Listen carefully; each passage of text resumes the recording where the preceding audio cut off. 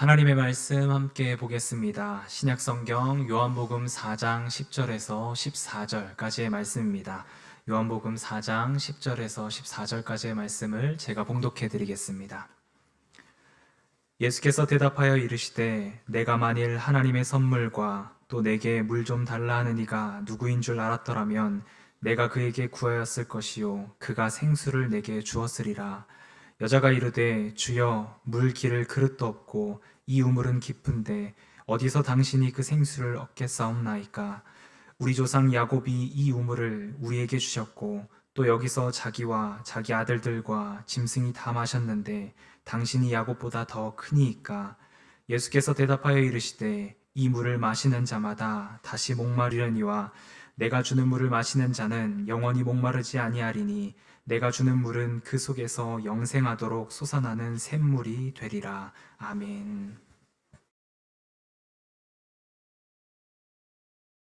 오늘은 샘이 나는 신앙생활 5번째 시간으로 영생케 하는 샘물이라는 제목으로 말씀을 함께 나누려고 합니다.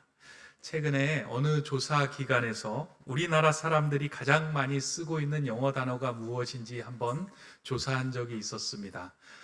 우리가 생각했던 것하고 좀 다르게 그 가장 많이 사용하고 있는 단어로 발표된 것은 스트레스라고 하는 단어였습니다. 아마 일상적인 상황에서 우리가 많이 쓰고 있기 때문에 아마 그렇게 선정되었으리라고 생각이 됩니다. 아마 이번 주간에 우리가 추석 명절을 보내는데요. 아마 여러분들이 또 이 스트레스를 받는다라고 하는 말을 많이 사용하리라고 생각이 됩니다. 명절을 보내면서 어떤 사람에게는 기쁨의 날이 되기도 하지만 어떤 사람에게는 또 스트레스가 되기도 합니다. 그런데 이 스트레스라고 하는 단어는 단지 그냥 스트레스로 끝나는 것이 아니라 이 스트레스를 받을 때 우리의 몸에 이상한 반응을 가져오게 만듭니다. 어떠한 반응이냐면요. 명절 증후군 하면 그냥 그 증후군으로 끝나는 것이 아니라 명절이 다가오지 않았음에도 불구하고 우리 몸에서는 이상한 반응들이 나타나는데요. 위산이 과다하게 많이 분비되어서 속이 쓰리다든가 아니면 이전에 생기지 않았던 입에 구내염이 생긴다든가 온몸에 이제 염증들이 이렇게 생겨나는 일들이 빈번하게 벌어진다라고 이야기를 합니다. 왜 그런가 하면 스트레스의 상황이 인지가 되면 우리의 뇌에서는 우리 몸에 있는 분비샘을 담당하고 있는 장기에게 이 사람이 살아야 하니까 호르몬을 빨리 분출하여 이 사람을 살게 해라 라고 하는 그런 의미에서 몸에서 이제 여러 가지 호르몬이 분비가 되는데 그 호르몬으로 인해서 생겨나는 작용들이 그 이상한 반응으로 표출이 된다라고 합니다. 실제로 우리의 몸이 스트레스를 느끼게 되면 부신이라고 하는 곳에서 코르티솔이라고 하는 호르몬이 분비된다고 하는데요. 이 코르티솔이라고 하는 호르몬은 실제로는 나쁜 호르몬이 아니지만 이게 과다하게 분비가 될 때 우리 몸에 이제 심각한 부작용을 초래한다라고 합니다. 이 코르티솔이 하는 역할은 어떠한 역할이냐면 사람들이 위험한 그리고 극한 스트레스의 상황을 만나면 그 위험으로부터 벗어날 수 있도록 힘을 주는 호르몬이 이제 코르티솔 호르몬이라고 하는 거예요. 예를 들어서 숲에서 맹수를 만났는데 나약한 사람이 갑자기 초인적인 힘이 이렇게 생겨나서 그 맹수보다 더 빨리 뛰게 하는 그런 어떤 힘, 이게 이제 우리 몸에서 작용되는 코르티솔이 하는 역할이라고 합니다.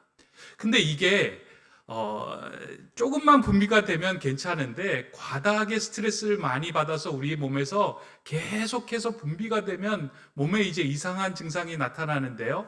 그 이상한 증상이 나타나는 가장 큰 이유는 코르티솔이 분비될 때 함께 나오는 포도당이 근육을 씀을 통해서 이게 연소되지 않으면 우리의 몸에 이제 남아있다는 거예요. 그래서 이 포도당이 연소가 되지 않고 우리의 몸에 남아있을 때 이 포도당 때문에 우리의 몸이 당뇨가 생기기도 하고 또 여러 가지 맵고 짜고 여러 가지 그 자극적인 음식을 이렇게 추구하다 보니까 몸에 여러 가지 이상적인 증상, 염증이나 이런 상황들을 만들어낸다는 것입니다. 참 재미있는 것 같아요. 그냥 사람은 가만히 있지만 밖에서 오는 자극을 통해서 우리 몸 안에 있는 분비샘에서는 그 호르몬들을 이렇게 쏟아내는 겁니다. 코르티솔이 스트레스로 인해서 생겨나는 호르몬이라고 하면 우리가 행복할 때 우리의 몸에서 분비되는 호르몬도 있습니다. 그건 이제 세로토닌이라고 하는 호르몬인데요. 사람이 일상의 생활 속에서 이렇게 감정적으로 감동을 받거나 좋은 일을 만나게 될 때 우리 뇌에서는 그에 대한 이제 호르몬을 분비하는데 그게 이제 세로토닌이라고 하는 호르몬이고요. 행복 호르몬이라고 이야기합니다. 이 행복 호르몬이 분출이 되면 코르티솔과 같은 우리 몸에 좋지 않았던 호르몬들이 상쇄가 되고 그것을 억제하는 작용을 한다고 합니다. 그래서 이제 행복 전도사, 행복 호르몬 전도사인 이시영 박사의 말에 의하면 사람이 건강하게 살아가려고 하면 우리 몸에서 이렇게 분비되는 이 세로토닌을 잘 분비할 수 있도록 만들어가는 게 중요하다. 근데 이거는 뭐 우리가 힘을 쓰거나 노력해서 얻어지는 것이 아니라 그 조건을 만나게 되면 우리의 몸에서 그 분비하는 샘에서 그 호르몬이 분비되기 때문에 그 조건을 잘 만들어주는 것이 중요하다라고 이야기를 합니다. 그래서 가령 햇빛이 따사로울 때 그 햇빛을 받으면서 길을 걸을 때 이제 세로토닌이 나오기도 하고요.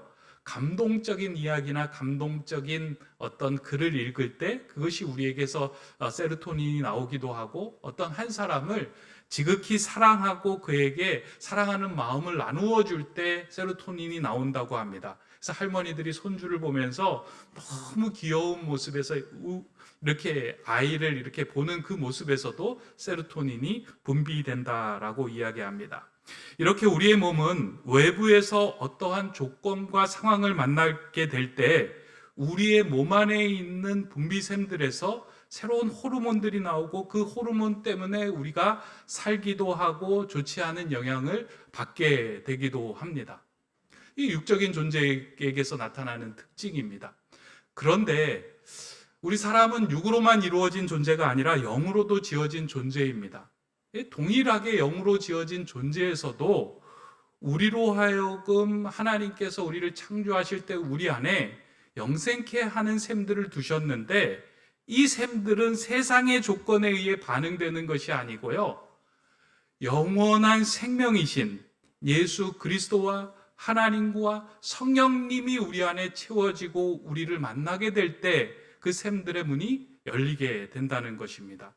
그래서 우리가 주님을 만나고 성령님의 은혜를 경험하고 하나님 앞에 온전히 서 있을 때 이전에 경험하지 못했던 기쁨, 감동, 감사, 축복의 은혜가 막 넘쳐나는 이유는 이상한 것이 아니라 우리는 영적인 존재고 영적인 샘들을 가지고 있는 사람이기 때문입니다. 여러분들은 어떠신가요?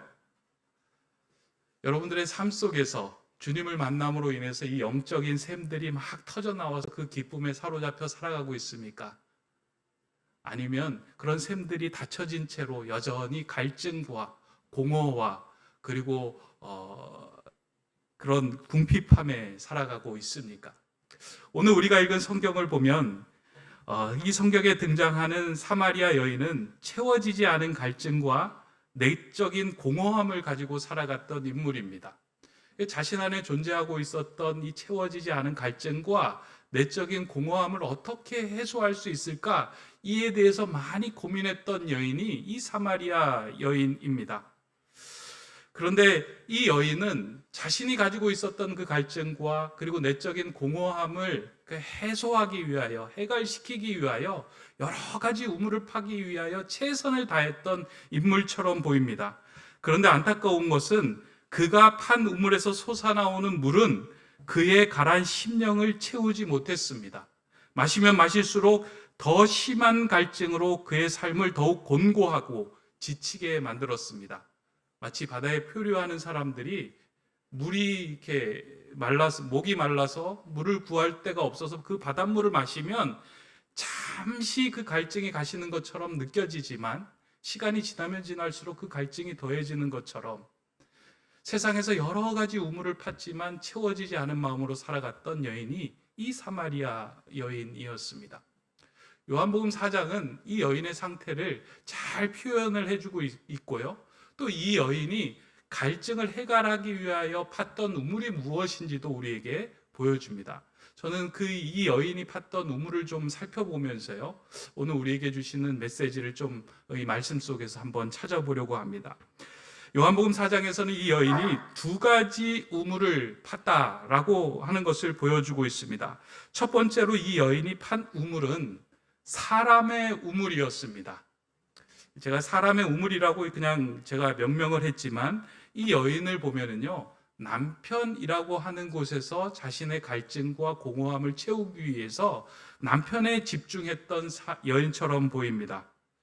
그러니까 자신의 존재의 기반을 남편에 두고 그 사람으로부터 자신이 흔들리지 않는 사람이 되기 위하여 남편에게 집중을 했습니다.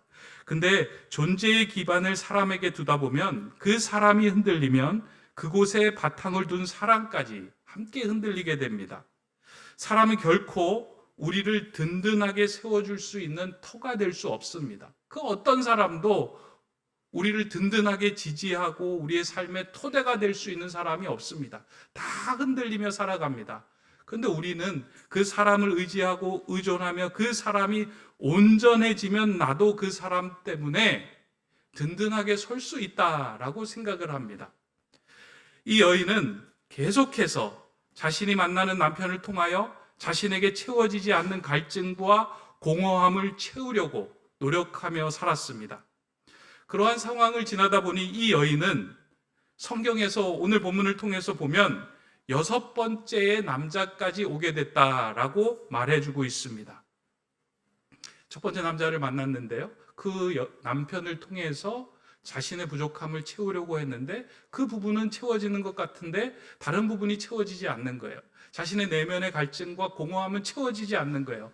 이 남자에게서 얻을 수 없는가? 그리고 다른 남자를 찾아보고 그 남자를 통해서 얻으려고 했는데 또 그 남자로부터 주어지지 않는 거예요. 계속해서 한 사람 한 사람이 흔들리면서 자신이 온전하게 설 수 없는 터전임을 알면서 사람을 바꾸어 다녔지만 이 여인의 내적인 공허함은 채워지지 않았습니다. 예수님은 여인의 이러한 상태를 알고 그 여인을 만난 자리에서 이렇게 이야기합니다. 내 남편을 데리고 와라. 이 여인이 목마릅니다. 나는 채워지지 않습니다. 라고 이야기하는 그 여인을 향하여 내 남편을 데리고 오라. 라고 얘기합니다. 그러면서 이야기하죠. 지금 살고 있는 그 남자도 내 남편이 아니다. 지금 살고 있는 내 남편을 통해서도 네 내적인 공허함과 내 갈증을 채울 수 없다. 라고 이야기를 합니다.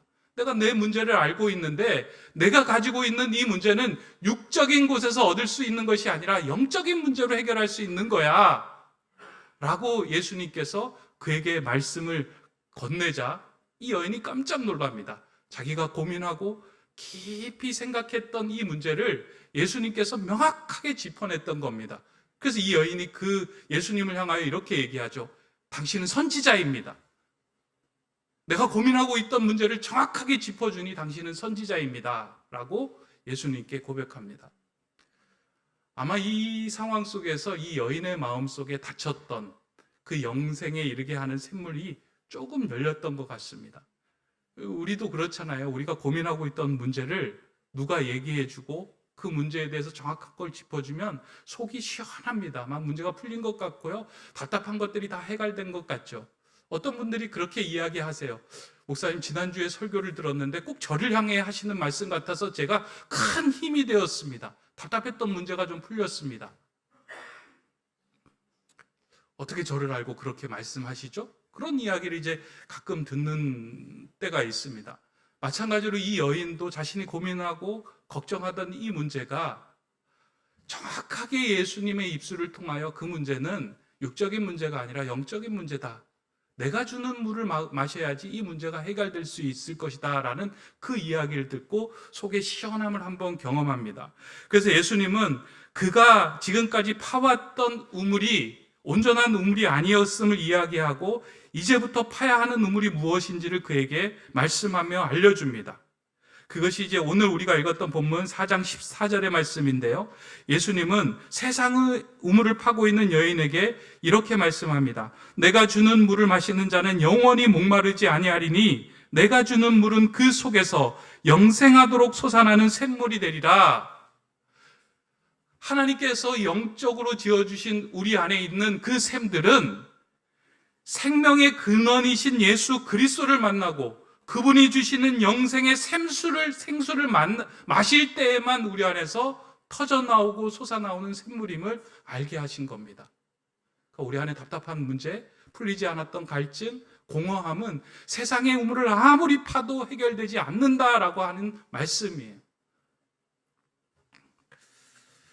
마치 몸에 있는 분비샘들이 외부적인 상황에 의해 분비되어 몸의 균형을 잡아가듯이 하나님께 지음을 받은 영적인 존재들은 오직 예수 그리스도로만 영생에 이르게 하는 샘물이 솟아날 수 있기 때문입니다.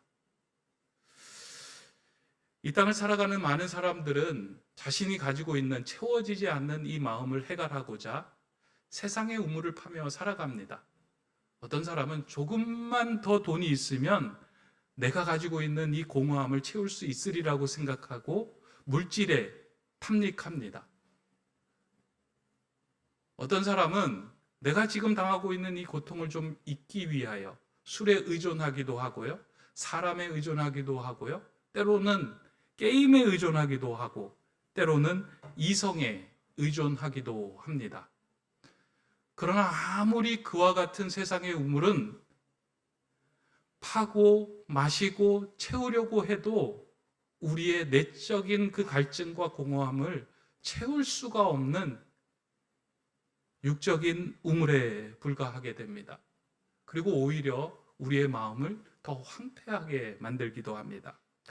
이러한 의존적인 것 가운데 사람을 가장 힘들게 하는 것이 있다면 사람을 의존하는 겁니다. 한 사람을 의존하며 그 사람에게 집중하며 그 사람으로부터 무엇인가 물을 얻고자 우물을 파는 겁니다. 그러다 보면 그 자신은 독립적인 존재가 되지 못하고 누군가를 의존하며 상대방을 내 곁에 두려고 자꾸 합니다.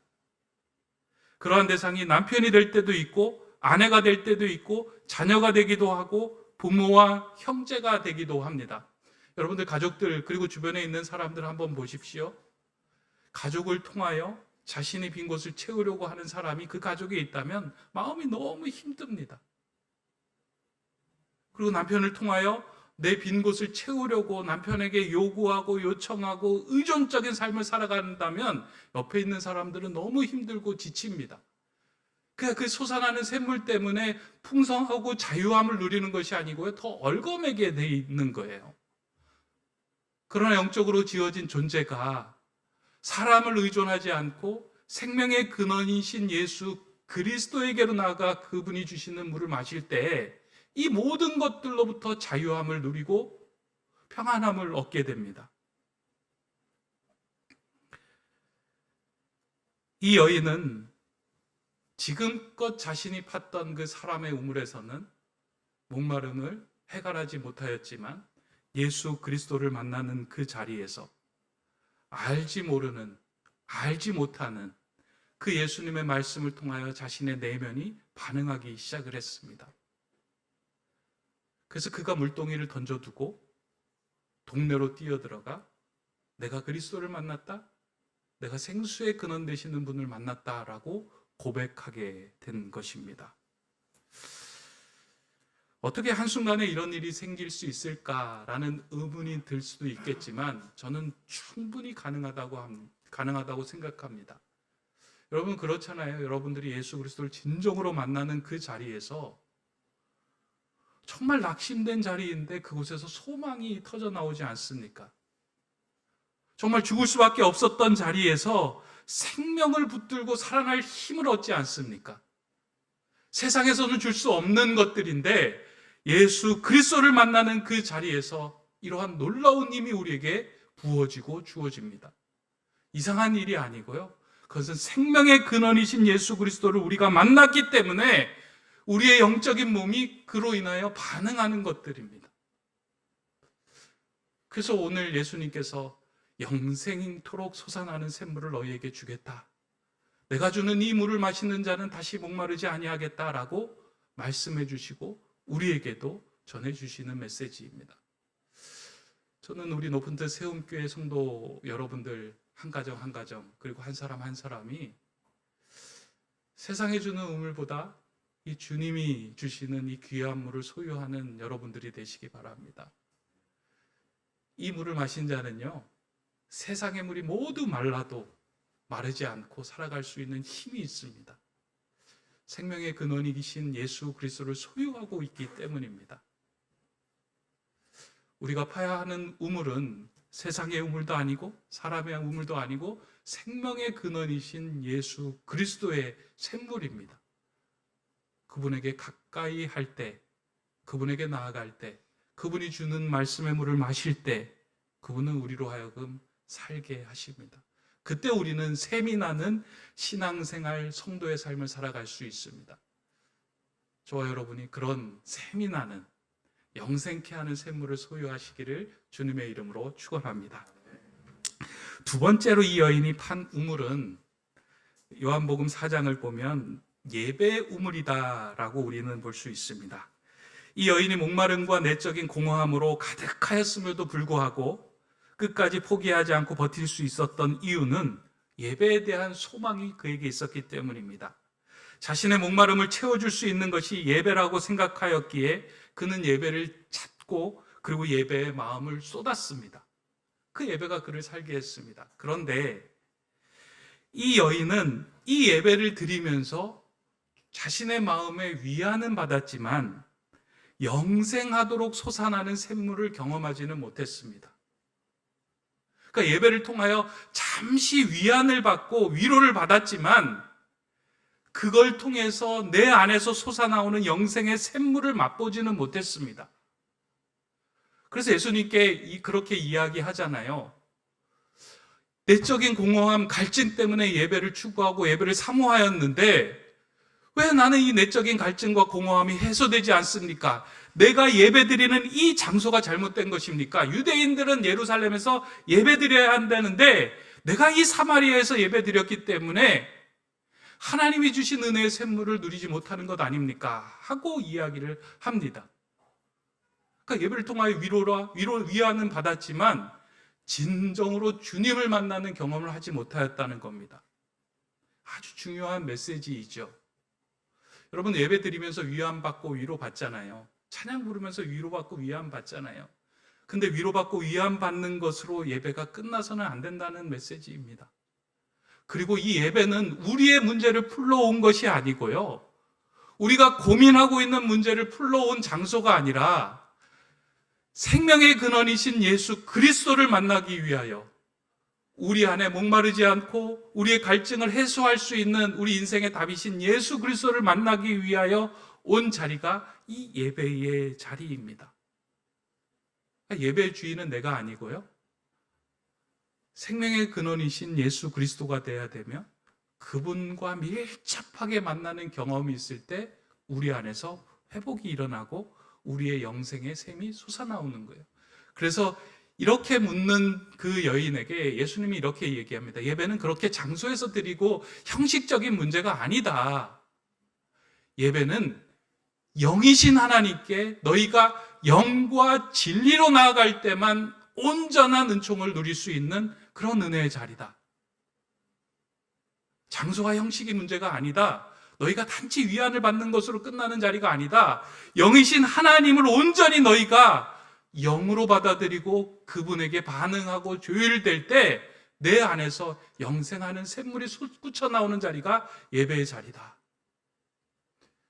이 말씀을 저와 여러분들 마음에 잘 새겨야 합니다. 우리는 예배 드리면서 자꾸 이 예배에 중독이 될 때가 있어요.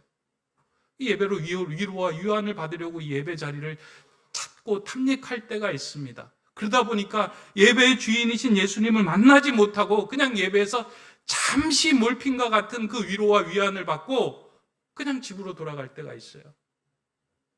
근데 이 예배를 드리지 않고 그렇게 중독이 되면 예배를 드리지 않고 빠지는 거에 대해서 심한 자책감을 갖게 됩니다.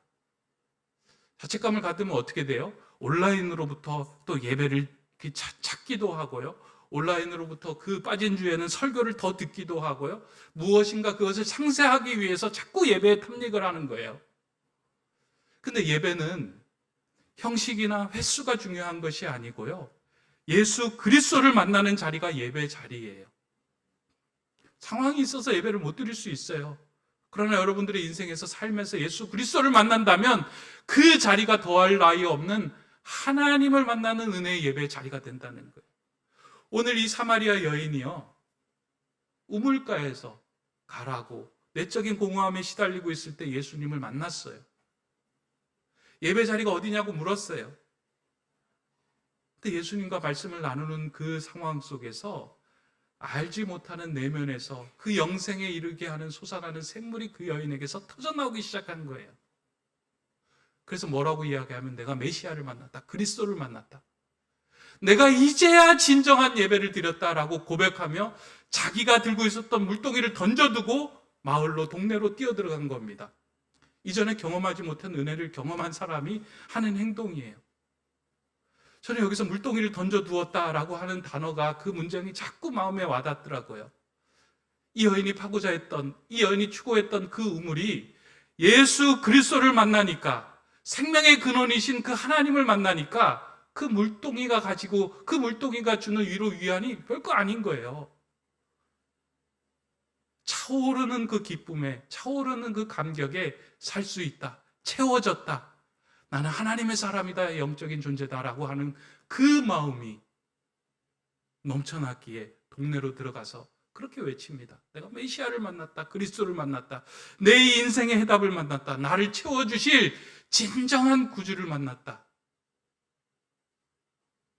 우리 안에도 예수 그리스도를 만나면 채워지지 않는 그 갈증과 공허함이 다 채워집니다. 영적으로 지어진 존재는 영이신 하나님을 만나고 생명의 근원이신 주님 안에서 다 채워지고 온전해집니다.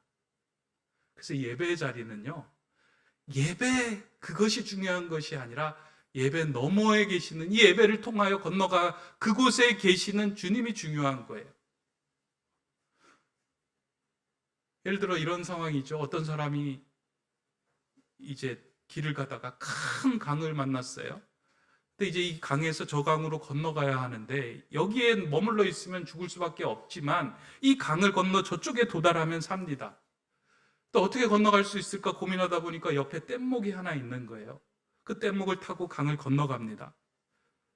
근데 강을 건너고 난 후에 보니까 이 뗏목이 너무나도 고마운 거예요. 자신을 살게 한 뗏목. 그래서 그 뗏목을 강에서 끌고 나와서 어깨에 지고 그것을 붙들고 살아갑니다. 질질 끌고 살아가는 거죠. 뗏목이 자신을 살게 했다라고 생각을 하는 거예요. 그런데 실제로는 이 건너에 있는 이 땅이 자신을 살게 한 겁니다. 뗏목을 붙들고 계속 질질하게 끌면서 살아가는 거예요. 뗏목을 버리고 건너갔으면 그곳에서 나를 살게 하는 그곳에 은혜를 경험하고 거기에 살아가면 됩니다. 우리의 삶 속에서도요, 정말로 중요한 건 무엇이냐면 이 예배를 통하여 역사하시는 예수 그리스도의 임재, 하나님의 임재, 성령님의 임재를 경험하는 거예요. 아무리 화려하고 아무리 놀라운 예배, 그것이 우리에게 잠시 위안을 줘서 그것이 우리를 살게 하는 것이 아니고요, 말씀 속에서, 예배 속에서, 찬양 속에서 역사하시며 우리에게 새 생명을 주시는 예수 그리스도만이 우리를 살게 하시는 영생의 샘물이 되십니다. 우리가 파야 하는 건 예배가 아니고요, 예수입니다. 그 예수의 우물을 마신 자마다 목마르지 않고 살 수 있습니다. 저는 여러분들이 신앙생활하면서요, 예배를 통하여 예수 그리스도를 만나시길 원하고요, 기도를 통하여 예수 그리스도를 만나시길 원하고요, 설교를 통하여 예수 그리스도를 만나시길 원하고요, 우리가 하는 모든 삶의 도구들을 통하여 예수 그리스도로 넘어가시기를 소원합니다. 그렇게 우리가 예수로 채워질 때에만이 그 선자리가 샘물이 솟아나는 자리고 샘이 나는 자리이며 다른 사람들을 살게 하는 자리가 돼요. 이제 이번 주간이 추석 명절 기간이잖아요.